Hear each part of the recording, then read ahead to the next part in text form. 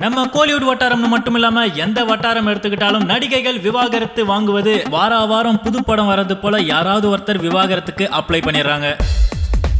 நடிகைகள் அமலா பால், மஞ்சு வாரியர்னு பல முன்னணி நடிகைகள் சொல்லிக்கிட்டே போகலாம். அந்த வகையில தன்னுடைய கணவரோடு ஏற்பட்ட பிரச்சனையினால பிரிந்து வாழ்ந்து வந்தவங்க தான் நடிகை ரம்பா.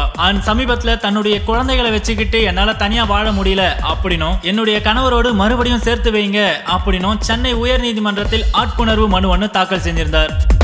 ஆனா ரம்பா கிட்ட இருக்கிற தன்னுடைய குழந்தைகளை மீட்டு தர கோரி ரம்பாவுடைய கணவரும் ஒரு மனு தாக்கல் செஞ்சிருந்தார். இதற்கிடையே வழக்கை விசாரிச்ச உயர் நீதிமன்றம் கணவன் மனைவி இருவருக்கிடையே ஆன பிரச்சனையை சமரச முறையில் பேசி தீர்க்க அறிவுரை வழங்கினாங்க.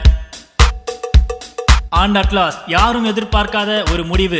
இத்தனை ஆண்டு காலமாக நடிகர் அல்லது நடிகைகள் யாருன்னா விவாகரத்து மனு தாக்கல் செஞ்சா அதுக்கான கடைசி முடிவா என்ன இருக்கும் அப்படின்றது நம்ம எல்லாருக்குமே தெரிஞ்ச ஒரு விஷயம் தான். ஆனா இவங்களுடைய விவாகரத்து வழக்கினுடைய முடிவுல ஒரு வித்தியாசமான தீர்ப்பை கணவன் மனைவி எடுத்திருக்காங்க.